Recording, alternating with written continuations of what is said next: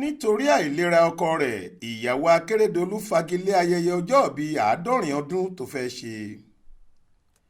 ìyàwó gómìnà ìpínlẹ̀ Ondo arábìnrin Betty Akeredolu Iyawo ti fagilé ayẹyẹ ńlá kan tó fẹ́ ṣe láti sàmì ayẹyẹ àádọ́rin ọdún tó délé ayé. ní kété tí aya gómìnà ọ̀hún ti kéde ìpinnu rẹ̀ láti ṣayẹyẹ ọjọ́ ìbí rẹ̀ ọ̀hún lọ́kàn òjọ̀kan ọ̀rọ̀ àti awuyewuye ti ń wáyé pẹ̀lú bí àwọn èèyàn kan ṣe ń bẹnu àtẹ́lu obìnrin ọmọ bíbí ìpínlẹ̀ Imo náà lórí rẹ̀. ìbéèrè tọ́pọ̀ àwọn èèyàn sì ń béèrè lọ́wọ́ ara wọn ṣùgbọ́n tí wọn ò rẹ́ni fún wọn lésì ni pé ṣé ó yẹ kíyàwó ilé kan ronú láti ṣàjọyọ̀ ọjọ́bí nígbà tí ọkọ rẹ̀ ṣì wà lẹ́sẹ̀ kan ayé ẹsẹ̀ kan ọ̀run lọ́sibítù tó ti ń gba ìtọ́jú. wọ́n ní ọ̀dájú obìnrin nìkan ló lè máa gbèrò irú nǹkan bẹ́ẹ̀ lásìkò yìí.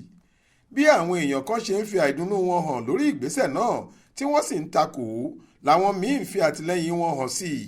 wọ́n ní kò sóhun tó burú nínú ohun tó fẹ́ ṣe níwọ̀n ìgbà tó ti jẹ́ lára iṣẹ́ ìlú ni.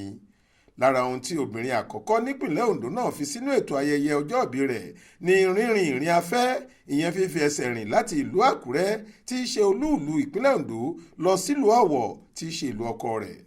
ìyanu ló jẹ́ fáwọn èèyàn ìpínlẹ̀ Ondo nígbà tí arábìnrin déédé yí ìpinnu rẹ̀ padà lójijì láàárọ̀ ọjọ́ àìkú Sunday ọjọ́ 9 oṣù keje tá a wà yìí tó sì kéde lórí ìkànnì Facebook rẹ̀ pé òun ti fagilé ayẹyẹ ńlá náà. Betty ní òun ti sún ètò ayẹyẹ náà di ọjọ́ míì ọjọ́ rẹ̀ nítorí ìdí kan tàbí òmíì. lẹ́yìn èyí ló dúpẹ́ lọ́wọ́ gbogbo àwọn alátìlẹyìn rẹ̀ fún àdúrótì wọn. Olúṣèyẹ Ìyádé ló ṣàkójọ ìròyìn yìí fún iléeṣẹ́ tẹlifíṣàn Aláròye online. Faith Adébọ́lá ló kà á sétí ìgbọ́ yín.